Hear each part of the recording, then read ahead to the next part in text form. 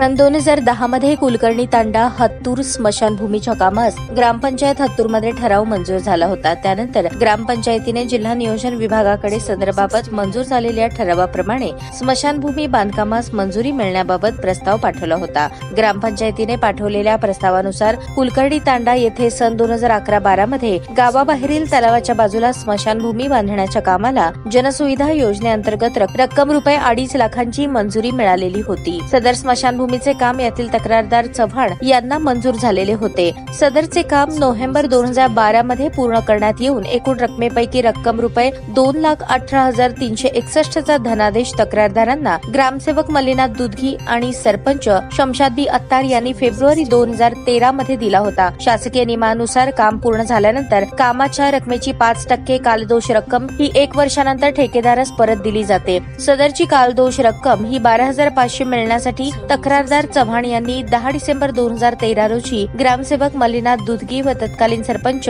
शमशाद बी गफूर अत्तार यांची भेट घेतली। यावेळी तत्कालीन सरपंचांनी पूर्वी केलेल्या कामाचे आणि स्मशानभूमीच्या कामाचे म्हणून तक्रारदारांकडे 2,000 रुपये आणि ग्रामसेवकाने धनादेश वठवल्यानंतर काय द्यायचे ते द्या असे म्हणून लाचेची मागणी केली होती। त्यामुळे 24 डिसेंबर 2023 रोजी तक्रारदाराने तत्कालीन सरपंच अत्तार आणि ग्रामसेवक दुधगी यांच्या विरुद्ध लाचलुचपत प्रतिबंधक विभाग सोलापूर यांच्याकडे तक्रार अर्ज दिला होता। सदरची तक्रार प्राप्त झाल्यानंतर आरोपींकडून लाचे संदर्भात मागणी झाल्याचे निष्पन्न झाल्यानंतर पुढील सापळ्याची कारवाई सोलापूर लाचलुचपत प्रतिबंधक विभागाकडून करण्यात आली होती। परंतु आरोपींना संशय आल्याने त्यांनी लाचेची रक्कम स्वीकारली नव्हती। त्यानंतर दोन्ही आरोपींविरुद्ध विजापूर नाका पोलीस ठाण्यात लाचलुचपत प्रतिबंधक कायद्याचे कलम 7-12 याच्यासह 13-2 अन्वये 10 एप्रिल 2014 रोजी गुन्हा दाखल करण्यात आला होता। त्यानंतर आरोपींविरुद्ध सोलापूर येथील विशेष जिल्हा व सत्र न्यायाधीश यांच्या न्यायालयात दोषारोपपत्र पाठवण्यात आले होते। सदर प्रकरणात सरकार पक्षातर्फे एकूण 4 साक्षीदार तपासण्यात आले। यात आरोपी तत्कालीन सरपंच शमशाद बी अत्तार यांना गावातील राजकारणामुळे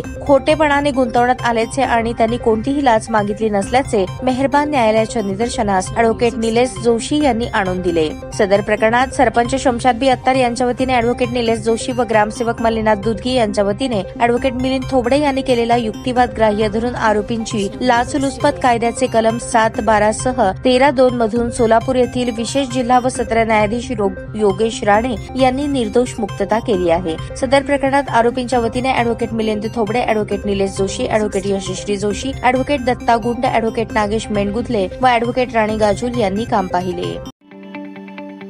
ताज्या बातम्या पाहण्यासाठी प्राईम महाराष्ट्र न्यूज चॅनलला सबस्क्राईब करा।